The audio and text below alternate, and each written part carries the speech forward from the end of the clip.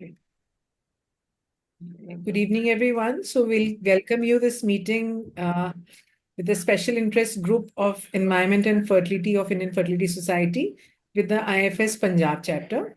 And I want to thank my mentor of the SIG, Dr. Ritu Khanna, for helping me and guiding me out through this, and Dr. Sujit Kaur for associating with us in carrying out this webinar. So for the first session, we have three chairpersons. We have Dr. Mandeep Kaur, who is a medical director of Star Fertility Jalandhar. Dr. Harinder Kaur Oberoi is a consultant obstetrics gynecologist and infertility specialist running Oberoi IVF Center at Jalandhar for the last 25 years.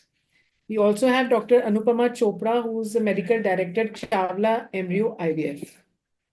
And for a speaker, we have none other than Dr. M. Gauri Devi. And she's a very well-known figure. She's a past president in one Indian Fertility Society, and she's a president-elect of Fertility Preservation Society of India. And she's taking on a very difficult topic, but very much needed. Ma'am, please welcome, and thank you so much for accepting the invite, ma'am. Thank you so much.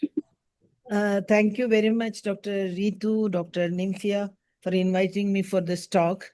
And I shall be talking on environmental toxins and fertility. Where are we heading?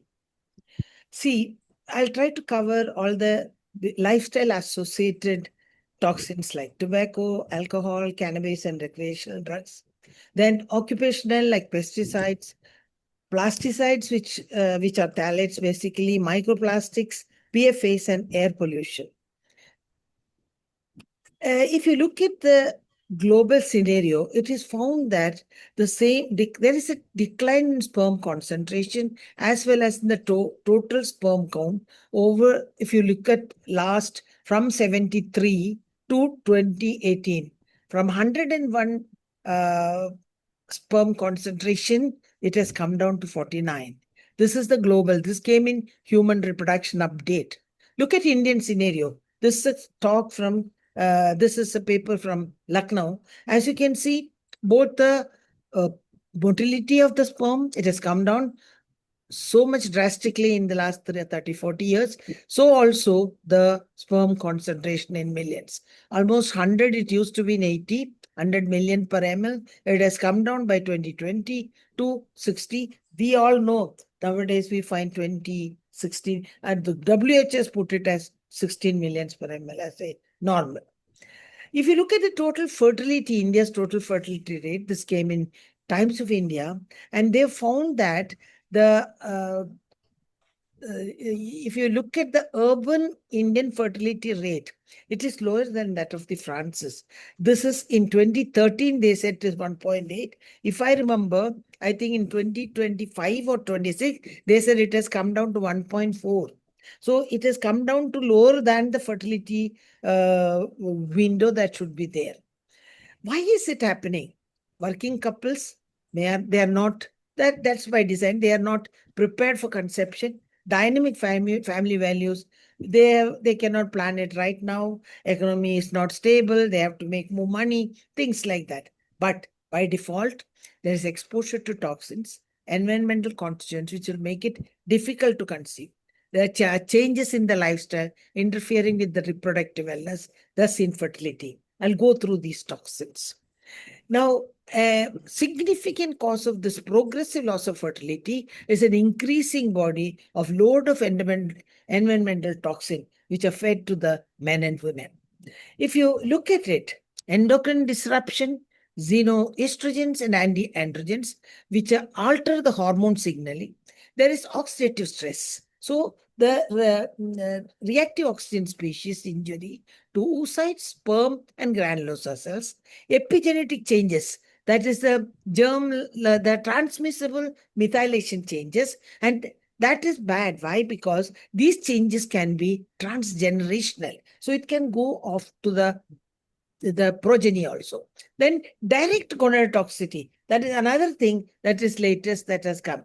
A particular tissue infiltration or cytotoxicity by microplastics, etc. I'll come to that in the coming slides. What about the lifestyle associated exposure?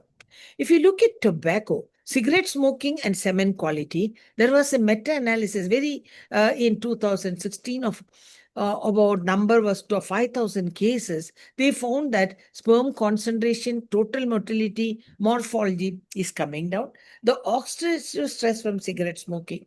This constitutes nicotine, cotinine associated DNA and chromosomal damage, and also other mitochondrial changes. And this also depends on the amount of smoking, whether it is mild, moderate, or heavy smoking. And heavy smoking is worse. If you look at the tobacco effect on female fertility, miscarriage, and offspring birth defect rates are higher among these people. Smokeless tobacco also can increase miscarriage. Women who smoke are more likely to conceive a chromosomally unhealthy pregnancy than women who do not smoke. Tubal pregnancies and preterm labor can also occur. Even passive smoking has a bad effect on fertility. Women who are exposed to passive smoking, they experienced a lower pregnancy rate than in women who do not smoke. What about alcohol? Exposure of alcohol, what happens in the mechanism is the HPG-HPO axis disruption, oxidative stress, and direct oocyte and sperm DNA damage. This effect appears dose-dependent rather than threshold-based.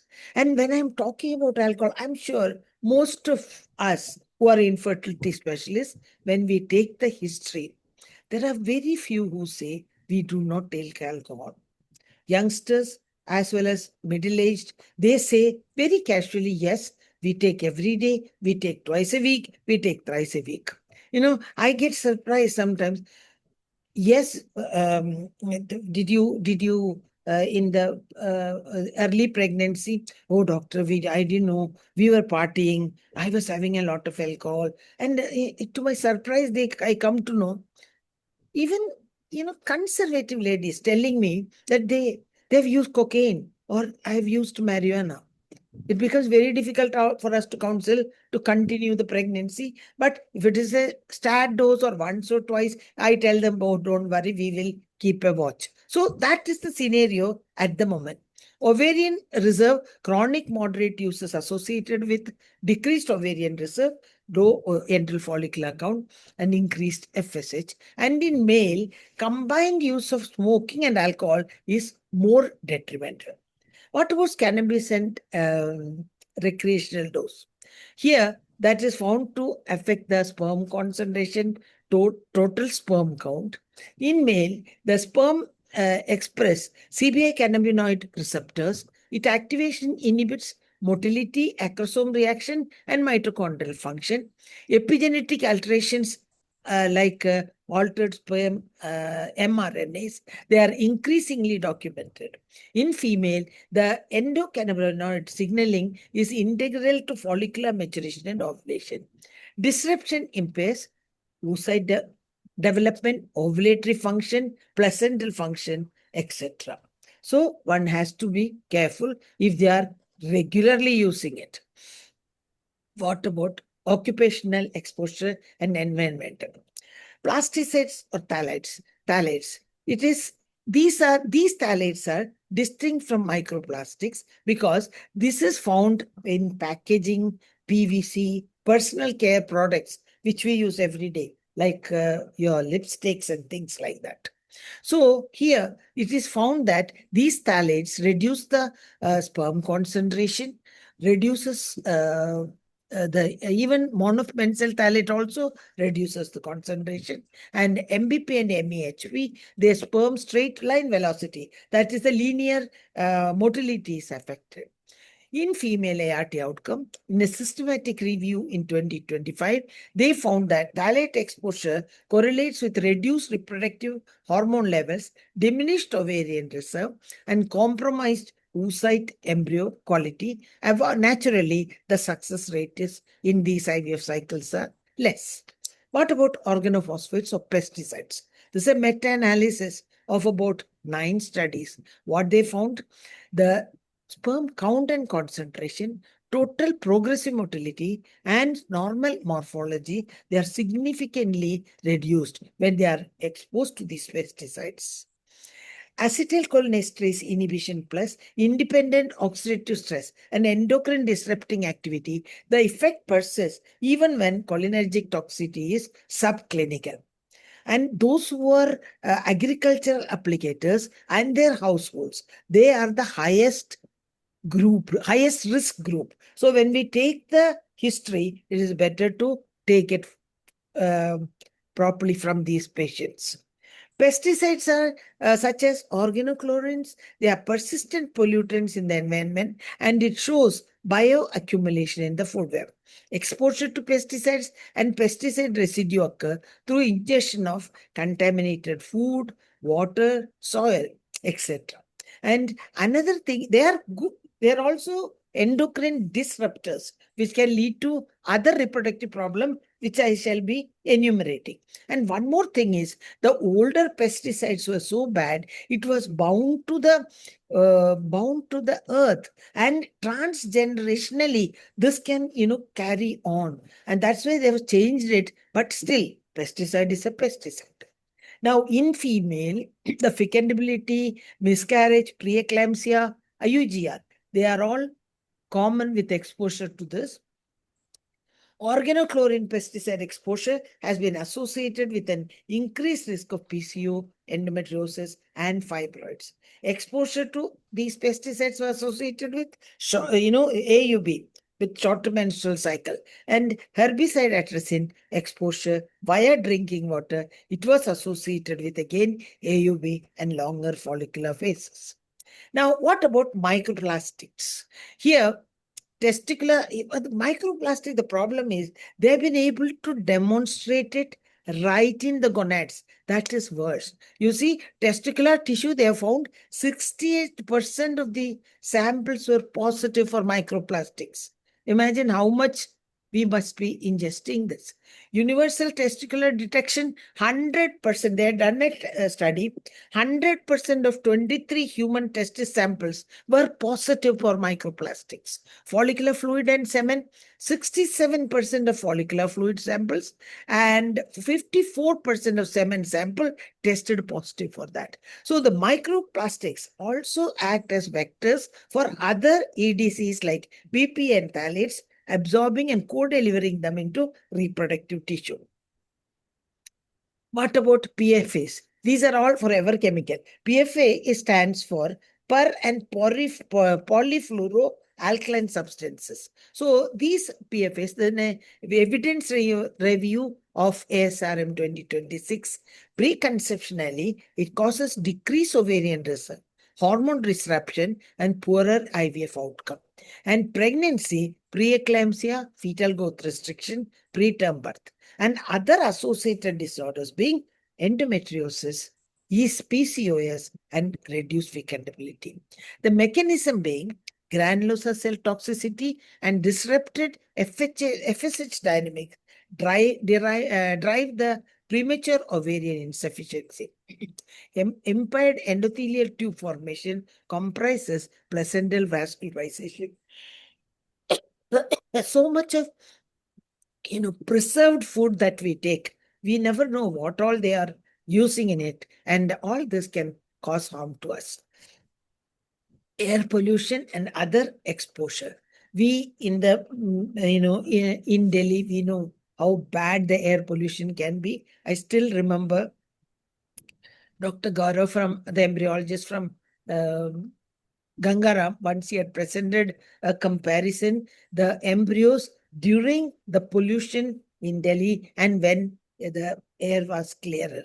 And definitely there was a difference. The PM 2.5 and NO2 exposure linked to impaired ovarian reserve and reduced ART success rate in recent clinical cohort data. Also worth flagging are heavy metals, lead, cadmium, mercury. They remain established gonadotoxins via oxidative stress and direct steroidogenic enzyme inhibition. Now, why this matters clinically is, unlike many consumer product exposure, air quality is a population level exposure, clinicians we can counsel them. See, whatever is outside, they cannot help, but location, indoor filtration, timing around ART cycles, these are in our hands and we can advise them accordingly. So, with all this, where are we heading? If you look at an evidence trajectory, association, mechanism, direct tissue detection, that means we have moved from epidemiology to finding these particles and biomarkers right inside the gonadal tissue. Imagine, it's a major shift across all exposure classes in the last 2 years. Now, regulatory trajectory, what is happening? Slow, reactive, chemical by chemical, the PFA replacement problem, and continued high volume phthalate pesticide use despite known signals. That shows regulation lagging the science. What I'm saying is, everywhere it is banned. Your single-use plastics are banned, plastic bottles are banned. So many banning is there, but aren't we still using it? So there is a regulation failure here, maybe because we ourselves are to be blamed for that. What about clinical trajectory? Structure, exposure history, like behavior or occupational, environmental, they are part of the standard fertility workup. Mixture, exposure, thinking over, single toxin thinking. Why we are only thinking, oh, this may be the toxin. That is not so. There are multiple toxins which they are facing every day. So practice implication starting now. What do we do? Structured exposure history at intake. Tobacco. Vaping is another thing. Commonly even the women vape. Understand? And that is said to be worse because some of these things, it's banned in India, vaping. But they get it from, in black from China. We don't even know what is in it. So vaping is equally bad. Alcohol, cannabis, recreational drug use, occupational exposures, their consumer product patterns, all this we have to take the history. Counsel on modifiable behavioral exposure explicitly and without judgment, like tobacco, alcohol, cannabis cessation. It has the largest effect of anything reviewed today. Occupational exposure to pesticide applicators, industrial solvent workers, for more detailed counseling and consider referral for exposure assessment where it is relevant. Always think not a single toxin. Always think of multiple toxins they are exposed to. Track this literature actively because tissue level detection is advancing faster than the routine clinical guidelines. So, my takeaway message will be behavioral and environmental toxins converge on the same few mechanism, which means counseling does not need to wait for the perfect causal proof on every single chemical to already changed practice today. Thank you very much for hearing, and I'm giving you the references. Thank you.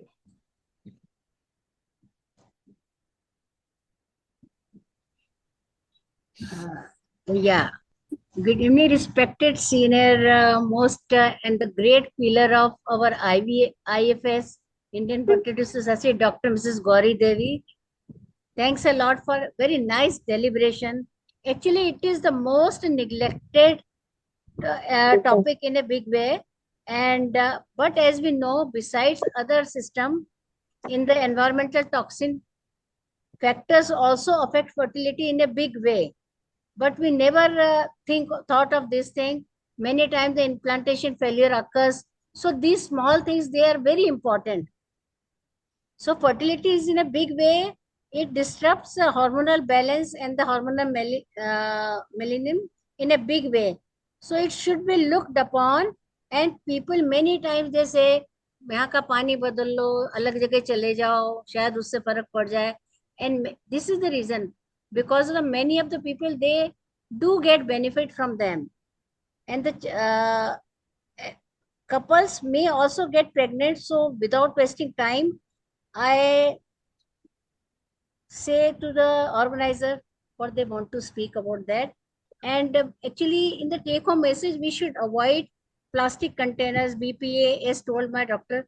Gauri Devi, and try to reuse plastics free organic fruits and vegetables, use organic natural cleansing products, and for cosmetics, personal products which contain less synthetic toxins should be used. So take step today as we are to increase our safe environment to increase the fertility. Thanks a lot, madam. Thanks, a very nice deliberation. Over to organizer. Thank you. It was an amazing talk and beautiful illustrations. I said Yeah. immediately, but I realized I was on mute and all my comments were unheard.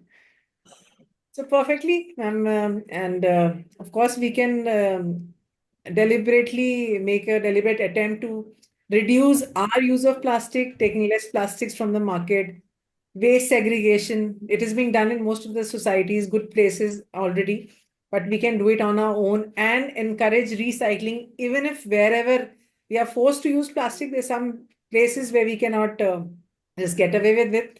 Then maybe there are many companies, so many people who are doing this recycling and avoiding being thrown, plastic being thrown into the environment. Thank you, ma'am. Thank you so much. It was wonderful. Thank you so much. Thank you for the opportunity. We now proceed with our next session. We have 3 chairpersons for our next session. First chairperson is Dr. Ritu Nanda. I'll just introduce her. Just a sec. Okay. Dr. Ritu is a specialist with passion for academics and treating patients through evidence-based medicine, and she's an IVF specialist. Dr. Sukriti Sharma is a director and consultant, Santan IVF Jalandhar. And Dr. Jasleen Randhawa, she is a head of the Department of Infertility, Apex Hospital, Jalandhar. And for our next talk, we have with us Dr. Sumana, who is a Commonwealth Fellow from Aberdeen in Reproductive Medicine, an academician par excellence, and an IVF consultant in Cloud9 Bangalore. We welcome you, Dr. Sumana, and thank you for taking another difficult but very interesting topic. Thank you so much for that kind introduction. Can I just share my slides, please? Please do that.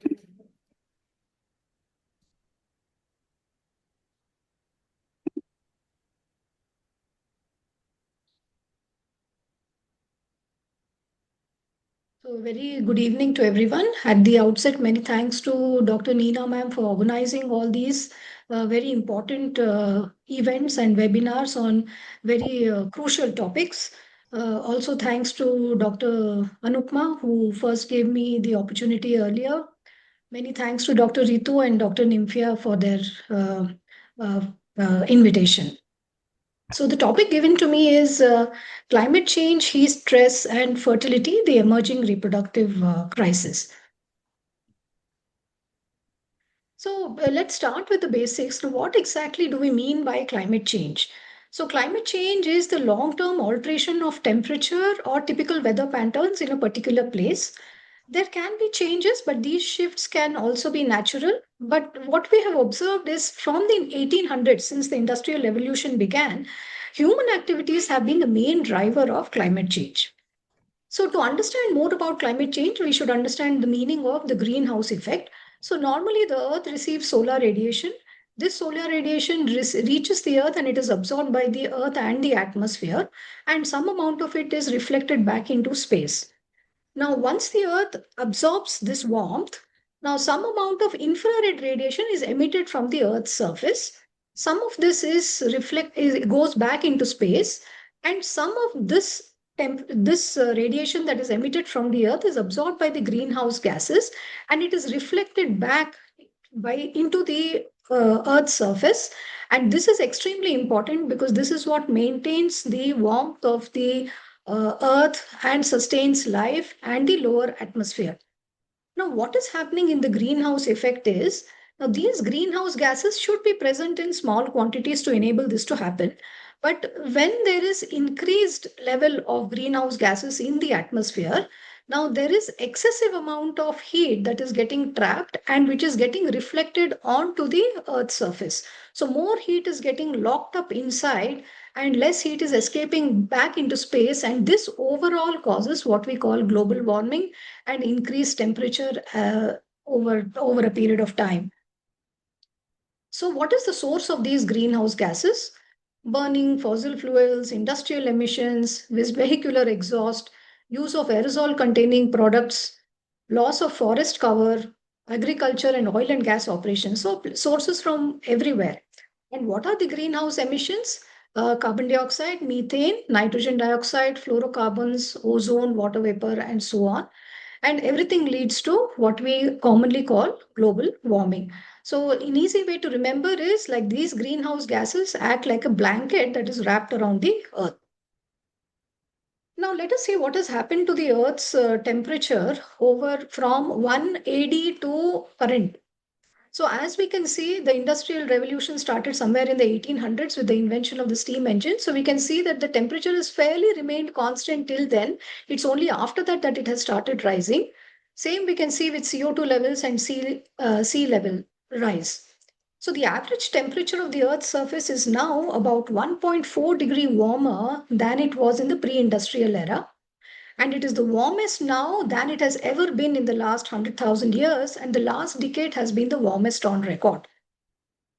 So this climate change has resulted in extreme weather events in the form of heat waves, wildfires, droughts, floods, cold waves, storms, and so on. And we should not think that climate change is something that's going to happen in the future, maybe 40 years or 50 years or 100 years down the line. We are seeing it happening every day in front of our eyes. So we can see that even in India, there's a lot of change, especially in Bangalore. We are seeing much warmer summers. This time we have not seen any monsoon so far. So we saw this year in Europe, Lord, there was a big heat wave, and many countries reported temperatures more than 40 degrees. So there are very low levels in the rivers nowadays, both in the US as well as in Europe. And we just recently saw France, Spain, and Greece struggling with forest fires. So all these things really shows that we are really messing up with the environment and with nature. So let us specifically try to look at what is the impact of this climate change on fertility today. So as Gauri ma'am very nicely demonstrated that the past 50 or 100 years have shown declining sperm counts, fecundity, increasing miscarriage rates and preterm births. So there are many studies which have tried to see what could be the reason for this. But even after controlling for confounders such as age, like people are getting married late, behavioral patterns like lifestyle change or socioeconomic status, with rising obesity, in spite of all these things, these trends tend to be significant. And the likely reason for this is probably environmental exposure or climate change. Now, it has an impact in two ways. So, one is directly and the other is indirectly. Direct mechanisms are where it acts biologically on the cellular mechanisms. Now, we're going to talk about heat stress, air pollution, wildfire, and extreme weather events, and indirect effects such as food shortages or impairment of water quality, migration or displacement from homes, and increase in vector-borne disease. Now, first, air pollution. Now, what is the meaning of air pollution technically? It is measurement of particulate matter. So it is expressed in terms of particulate matter less than 2.5 microns or less than 10 microns. Other compounds are nitrogen dioxide, carbon monoxide, ozone, sulfur dioxide, and endocrine disrupting chemicals. Now, the impact of air polluting substances is also aggravated by elevated temperatures, which are caused by climate change.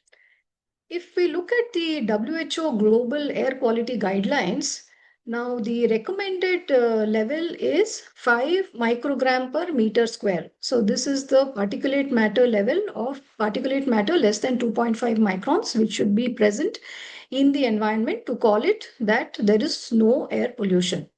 So of course the Indian standards are much higher. So the Indian standards keeps it as 40. So let us see how we can rate ourselves as far as Indian cities are concerned. So in Bangalore, we are less than the Indian standard, but nowhere near the WHO standard anyway at 39. Chennai 44. So you can see Calcutta and Delhi are almost 4 times even the Indian limit. So this is where we are as we are today. Now, also we can see compared to pre-industrial levels, CO2 levels, methane and nitrous oxide levels are more than 100 times what they were earlier. So how do these air pollutants affect reproductive health? So these can diffuse through human tissue and accumulate in all tissues and organs. They can cross even biological barriers like the blood-testis barrier. They can localize anywhere inside the oocyte, inside the sperm, in seminal plasma, follicular fluid, placenta, embryo, fetus. So they're capable of having an impact everywhere. Now, what is the mechanism? How do they affect fertility? After sitting and going to these important areas, they can induce oxidative stress through generation of ROS. They can cause inflammatory changes. They can induce DNA damage and DNA fragmentation. Some of them are mutagenic. They can also induce epigenetic alterations, and these can affect a lot of gene expressions which are important for reproduction, as well as placental growth, fetal development, and birth weight, which can be responsible for both preterm deliveries as well as low birth weights. Now, there is a lot of evidence from animal studies which have clearly demonstrated an impact of high pollutant exposure to reduced reproductive outcomes in animals. So, reduced fertility, impairment of ovarian physiology, reduced antral follicle counts, impairment of spermatogenesis, and embryo development. Now, what about humans? Now, first, let's talk about natural conception. Now, if you're living in a very polluted area, are you less likely to conceive naturally? So, studies have demonstrated an increased time to pregnancy. So, there are very well done studies, references are quoted here, which show that for every 10-point increase in particulate matter, there is a reduced fecundability by 22%. So, this has also been demonstrated in exposure to this high particulate matter level before trying for pregnancy also. Another very interesting thing is people have observed 10% increased risk of infertility in women who live very close to major roadways. So because of increased exposure to vehicular exhaust. And all these other compounds like sulfur dioxide, carbon monoxide, and nitrogen dioxide also might promote miscarriages and stillbirth. So definitely has an impact on natural conception as well. Now, what about other impacts on female infertility? So these particulate matters are known to reduce ovarian reserve. Now, very interesting. So there are studies that have demonstrated that for every 2-point increase in particulate matter, there was almost a 7 to 16% drop in antifollicular count. This is almost equivalent to a 2-year increase in female age. And also some of them have demonstrated lower AMH levels. So we will also see subsequently that high particulate matter can also be associated with lower IVF outcomes. Now, what about male infertility? So impact of sperm quality, it has been seen that high particulate matter levels, exposure results in decreased sperm motility and high DNA fragmentation, also lower testicular volume and impaired sperm quality. And as is the case both with heat stress as well as with air pollution, greater impact is seen in men who live in lower socioeconomic strata.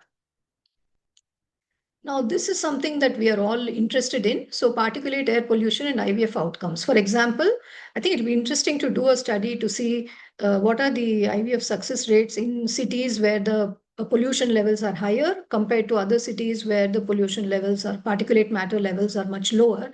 And this is what a lot of studies have aimed to do. So let's look at live birth rates. Impact on live birth rates. There are 3 or 4 studies published on this. So they have shown that exposure 3 months before oocyte retrieval was associated with reduced live birth rates.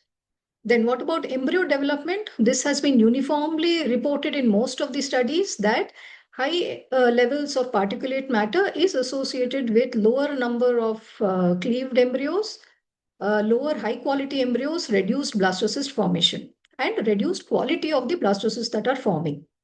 Now, what about oocyte quality? Now, we have seen earlier that particulate matter can reduce egg reserve. So, because of this, there is one is more likely to get lesser number of oocytes, lower M2 oocytes, reduced fertilization, and reduced ovarian response. Increased pregnancy loss rates have also been reported. Now, this is a very interesting study which looked at there was a wildfire in the US. So they wanted to know in that 1 week where IVF was being done, they wanted to know what was the impact of that wildfire smoke on the IVF outcomes. So they found that whoever had embryos in the lab, whenever the wildfire did occur, they saw that the blastocyst formation was lower, but however, the overall live birth rates, they did not see much difference. But still, we don't have the last word. there is some conflicting evidence. There are two large studies that have been done. So this is a large Canadian retrospective study, and this one, another study that was reported in published in Human Reproduction. So they have shown that after adjustment for confounders, they really did not find any significant changes, but in the live birth rates. But however, if you go and look at these studies a little more deeply, we can see that the particulate matter 2.5 levels were almost 10 to 15 range, which is almost very close to the WHO standards. So we really do not know whether exposure to very high levels, like more than 100 or so, what impact that will have on the live birth rates. So this is also another interesting study that was done, especially in donor oocyte cycles. So they wanted to know ambient air pollution levels and wanted to know whether the impact is on donors or on recipients. So they found that when the donors were exposed to high air pollution levels, they found that pregnancy rates were lower, live birth rates are lower, and miscarriage rates were higher. But however, exposure where the recipient lived, so that did not really have any impact. So impact is more in the folliculogenesis or the stimulation phase and the embryo formation phase. Now, this is a very nice systematic review meta-analysis. So this included studies that were published on IVF outcome. Basically, they wanted to know which time window is crucial for us in terms of exposure. Is it the 3 months before we start stimulation? Is it during stimulation? Is it from egg collection to embryo transfer when the embryos are growing in the lab? Is it after embryo transfer to beta HCG, or is it from beta HCG to scan? So at which stage is air pollution important? So they looked at 6 air pollutants, and uniformly the final consensus of this systematic review was that period 1, that is the 3 months before stimulation starts, was most consistently associated with adverse outcomes across multiple pollutants. And so the main takeaway of this systematic review is that air pollution exposure is definitely associated with reduced probability of live birth rate in IVF. And in order to prevent this impact, our preventive measures should be started at least 3 months before we start IVF in order to improve our outcomes. Now, the next part, that is heat stress. Now, what exactly is heat stress? Now, our body is constantly exposed to heat from the sun through solar radiation, through ambient temperature, through our own contracting muscles, and through reflected radiation from everywhere. So the body has a homeostatic mechanism based on which it maintains the core body temperature. And when there is excess heat, it dissipates itself in various ways. Now, when we say heat stress, there is prolonged exposure to the extreme heat. It overwhelms the body's ability to thermoregulate. So, whenever there is excessive heat exposure, the body fails to dissipate this increased body heat. This causes increase in core body temperature above the physiological homeothermic set point, that is roughly around 33 to 34 degrees, and this can cause impairment of many physiological and reproductive activities, and in turn obviously can also have an impact on fertility. So now this climate change, as we discussed, is causing global warming, isn't it? So which means that we are exposed to more frequent, longer, and more intense hotter spells.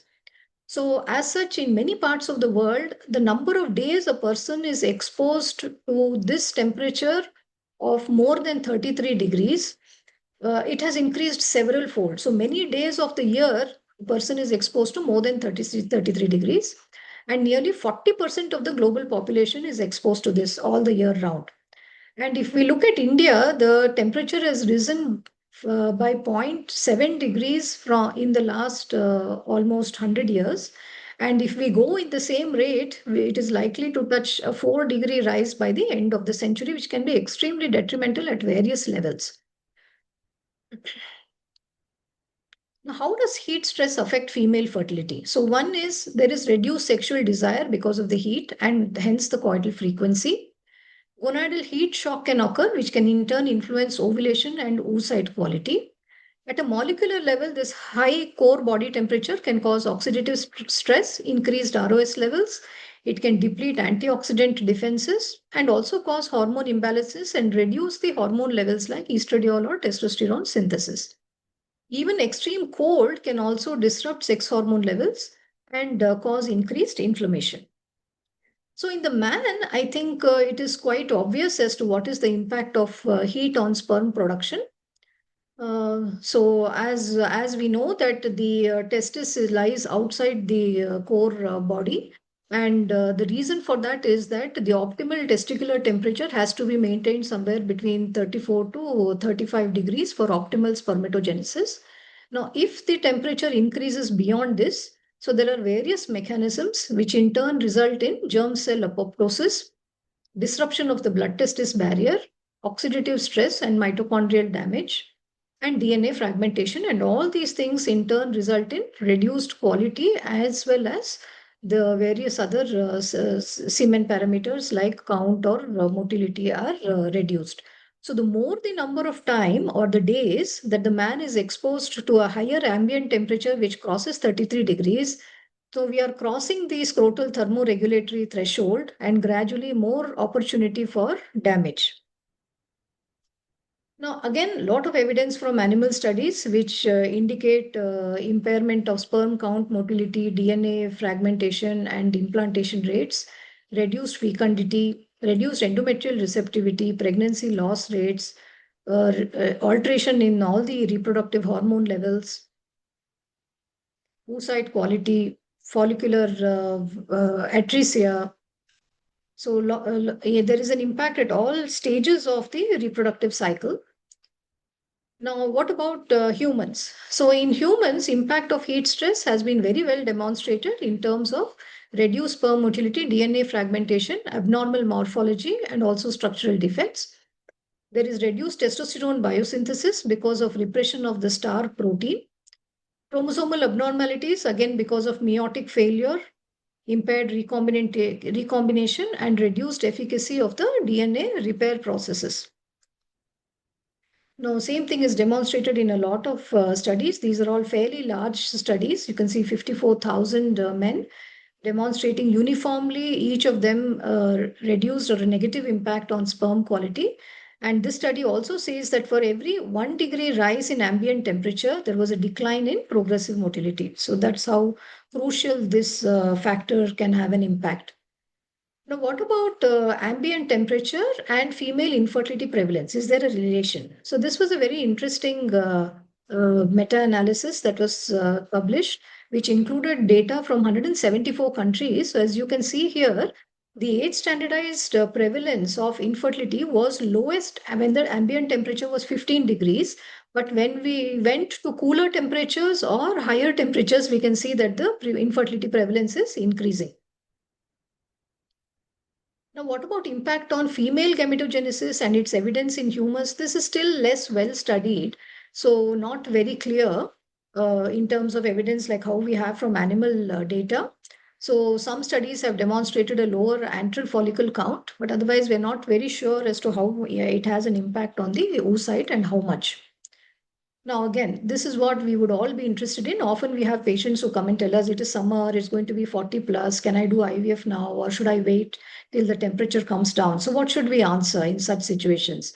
So we can see here that the data is quite conflicting. The ones, these two which are in black, show that there was a negative impact on IVF outcomes. So these are all fairly large studies. So these are all reporting ambient temperature and IVF outcome. So as you can see here in the first two studies, both high as well as low temperatures had an impact on embryo quality and live birth rates. But as you can see, these four studies which are in blue, now all of them have not shown much impact on IVF outcomes. So basically, unlike air pollution, I think here, since we maintain a relatively controlled environment inside the IVF lab, I think ambient temperature may not have that much of an impact in what's happening inside our IVF labs. Now, what about the other indirect pathways? Of course, when there is flooding because of melting ice caps or rising sea levels, there are a lot of socio-economic factors which drive. So, because of which there is migration, family needs to leave, and of course, there is a decrease in live birth rate. And also, this is associated with lack of with dehydration, nutrition issues, and increase in waterborne diseases. Vector-borne illness, this has quite a bit of evidence on impact on pregnancy and neonatal outcomes, but not on fertility. So economic insecurity, droughts, disruption in healthcare and supply chains, climate disaster, and social vulnerability, all of them will have an impact on reproductive health and in planning the family. And all these entire gamut of climate change, the impact is more likely in low income countries and lower socioeconomic status. See, people who are in high income countries are not really exposed to heat stress. They're sitting either in AC environments or with at least a cooler so that, they are not exposed to this excessive ambient heat outside. But not so when it comes to lower socioeconomic situations. So finally, where are we headed? So we need to do something now and we need to do our bit. So if we don't take care now, we're going to see a lot of major impacts on all health aspects as well as fertility. So the goal is that we need to keep global warming to under 1.5 to prevent negative impacts on the earth. And if we go at the current rate, the projections are such that we are going to see a 2.8-degree rise by the end of the century. The six major emitters of greenhouse gases are these, as mentioned, and we are also one of them. But however, what is so unfortunate is the countries that emit the least are the ones that are most affected. So, in order to achieve these gains, so there was this Paris Climate Agreement, which happened between 196 countries, where a lot of steps have been taken. So, it's been 10 years since then. And the aim is to try and limit the rise to 1.5 degrees and not to allow it to go beyond that. So, we need to cut emissions as wherever possible by whatever we discussed earlier. We need to use more green energy and reduce the use of fuels.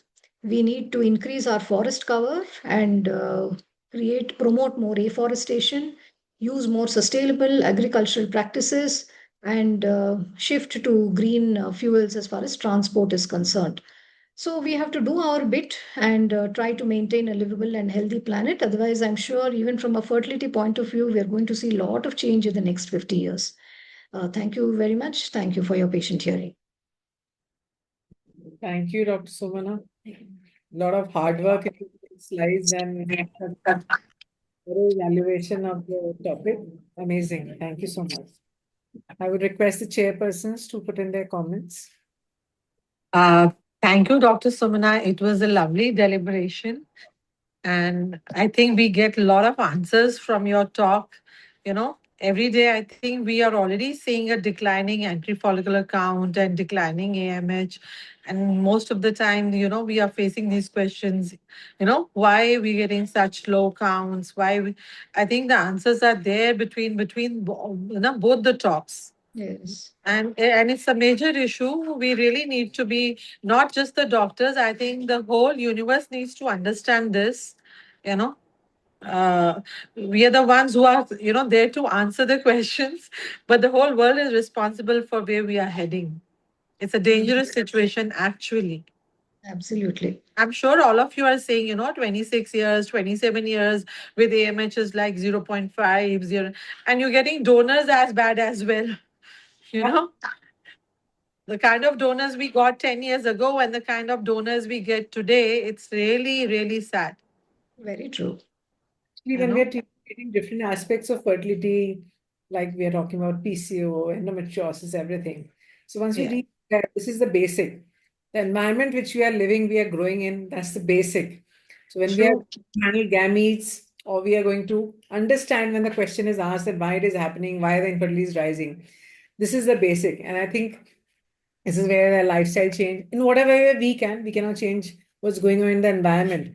But a little bit of lifestyle changes, taking antioxidants can probably improve the gametes. And as we said, we can reduce a little bit of plastic damage from our end and lesser heat emission, usage of aerosols.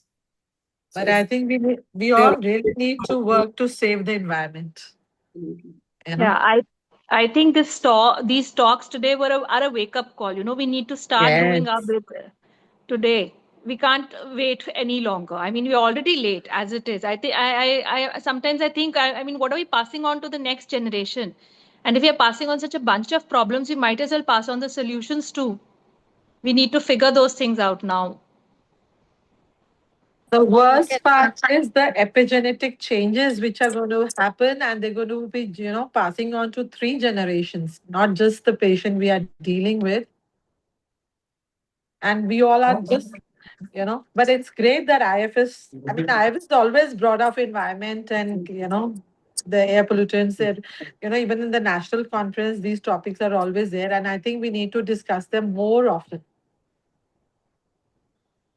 Can I just No, I ask think a we question? So, Yeah. as we all know, in Punjab, Delhi, Haryana belt, so usually you have this crop burning that happens, and then the pollution levels surge, and then gradually it comes back to normal. So, those of you who are doing IVF, do you observe any impact in the embryo quality at that particular time? Actually, to tell you honestly, I try to delay my, in those days because sometimes it is so bad that the smog enters the whole building. You just can't avoid it, you know. And even the farmer patients know me. So many times we try to counsel them that don't do this. But many of them, they're not, keen on listening to what we say. The burning just goes on. But I would say this season, it was less than what was last season. Maybe we just hope, but sometimes it is so bad that you feel it's like foggy. The Yeah. whole air seems like fog. You Yeah. can't differentiate. It's smog or fog. It looks like that. It's so dense. It's worse during the Diwali season. It's worse at that time, the same time when Delhi AQI goes up, so air quality plummets. Sorry, so same time in Punjab also. It's a mixture of weather conditions, the air pressure, and the crop burning and the Diwali. Everything it just adds, and you cannot see 100 meters in front of you at times. And Dr. Sumana, personally, I avoid doing a cycle in that period of time. Yeah. Also, we serve the farming communities a lot, Punjab being in Punjab. So, what happens is these guys are the worst affected by the pesticides, also. They are using them daily, they're coming in direct contact with them also. So, that in itself is one of the causes. You see a lot of male infertility and low sperm counts in farmers where it was not there earlier. These were the most robust of all people. And now you see very low counts in them also. And cancers as well. Cancers, We yeah. have, And yeah, PCO. more cancer patients from villages than the cities.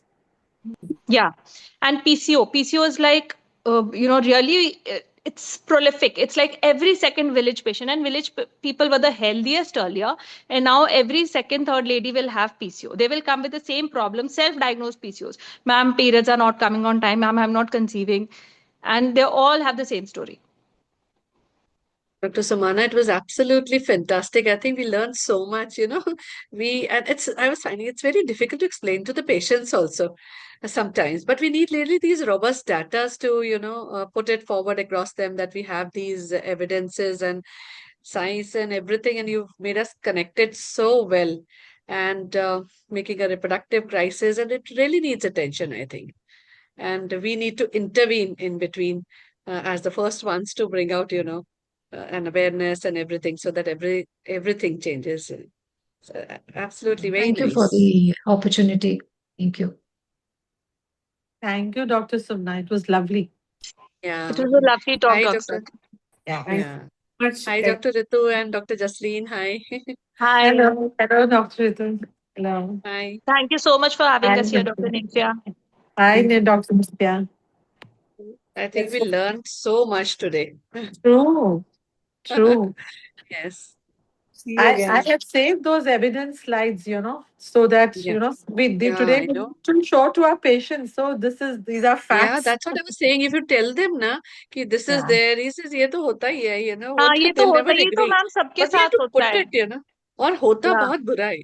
We really suffer with those qualities, oocyte qualities and everything. And younger age coming with the low AMH, we couldn't imagine a lot of increases, in those patients. True. And maybe everything is affecting it. But one of the main problems to prove this is there are so many confounding factors. Yeah. Yeah. You So can't it's just label very, this as the Yeah. cause no. and, Yeah. explain. It's like one We of can those say, things that can, add to your result or subtract from your result rather. we But can demonstrate an association, but to prove a yeah, but causation, you need to association is control not for all the causation. other confounding Yeah. factors. Yeah. The So maybe you ovary is guys can where plan a decrease a lot. study in sperm quality in with those agricultural Yeah, professionals we can, and we and should, I compared think. to non, if you're seeing such high levels. So if you're seeing so many abnormalities, I think it is worth looking at. And please send to JHRS. If we can show the levels of all these chemicals in the semen samples, no, I think, you know, uh, it can be proved that, these are the causative factors.